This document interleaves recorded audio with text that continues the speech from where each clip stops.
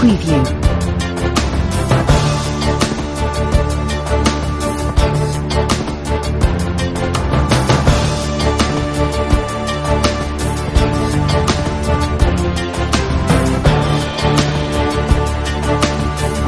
Preview.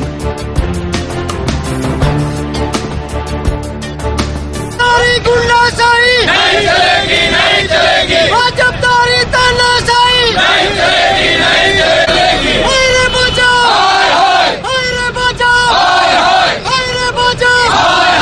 Congress जिंदाबाद, कांग्रेस जिंदाबाद। अरे भाजप, अरे भाजप, अरे भाजप, अरे भाजप, अरे मोदी, अरे बड़े, अरे भाजप, सरकार, गुजरात सरकार, अरे भाजप, राहुल गांधी जिंदाबाद, राहुल गांधी जिंदाबाद। भाजप, भाजप तारी हिटलर शाही नहीं चलेगी, नहीं चलेगी। भाजप तारी गुंडागिरी नहीं चलेगी, नहीं चलेगी। हाय रूपाणी, नरेंद्र मोदी, नरेंद्र मोदी।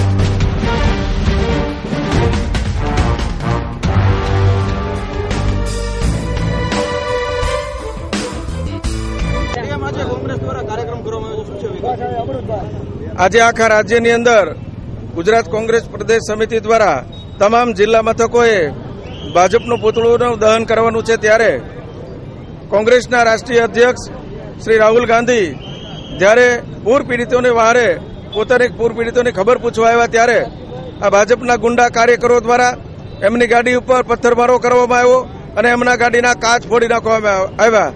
ત્યારે આખા રાજ્યની અંદર સમગ્ર કોંગ્રેસના તમામ કાર્યકરો દરેક જગ્યાએ આજે પુતળાના દહનનો કાર્યક્રમ છે, એના ભાગરૂપે આજે બોટાદ જિલ્લાની અંદર પણ પુતળા દહનનો કાર્યક્રમ અમે કર્યો છે। ત્યારે ખૂબ મોટી સંખ્યાની અંદર કોંગ્રેસના કાર્યકરો ભેગા થયેલા અને આ કાર્યક્રમને સફળ બનાવવાની જહેમત ઉઠાવી છે। આ રાજ્યની અંદર કાયદો અને વ્યવસ્થાની સ્થિતિ અત્યારે કથળી રહી છે, ત્યારે માત્ર ને માત્ર પોલીસ દ્વારા ભાજપને સમર્થન આપી અને ભાજપના કાર્યકરો જે ગુંડા તત્વો છે એ ગુંડા તત્વોને હીટ આપી અને કોંગ્રેસના કાર્યકરો ઉપર હિચકારો હુમલો કરવામાં આવે છે।